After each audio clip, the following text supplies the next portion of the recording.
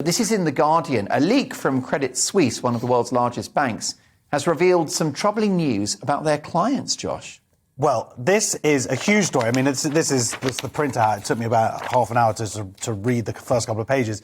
But yeah, this is a big deal. Look, we know that Credit Suisse is a little bit dodgy. That's kind of been established. They paid $4.2 billion in fines. So, but finally, someone has done there's been a massive leak.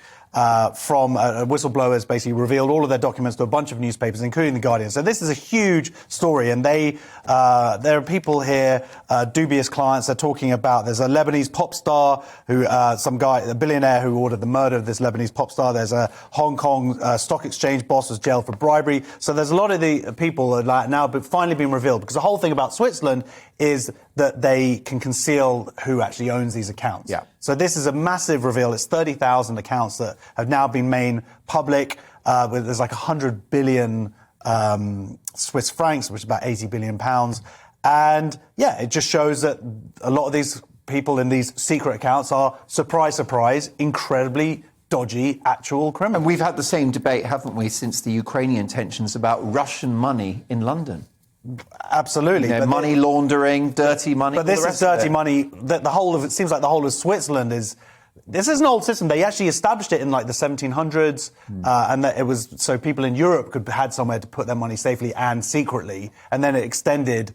And it's part of their laws, like in Switzerland in the 1930s, I think they made it that's like one of the tenements of being in Switzerland. So effectively in their constitution, really. Yeah, absolutely. It's in their DNA. I mean, if it's been going on since the 18th century, it's just part of their DNA. When you think Switzerland banks, you don't think charitable organizations. You don't think, these are the people that are going to be funding the people who are fighting against the deforestation of rainforests. No. Every movie, everything we've ever read is always about, I'm going to make $1 million. Where are you going to put it? Switzerland, that kind of thing. So it should be no surprise that stuff is showing up. You do take a lot of trips to Geneva, don't you?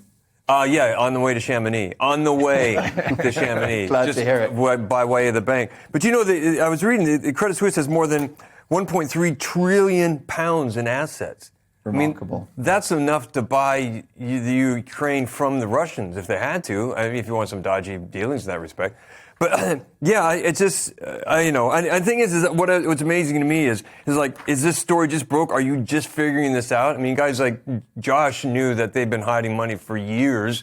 They probably got a big warehouse that still has gold bullion with a swastika stamped on it and just waiting for that guy to come back and claim it.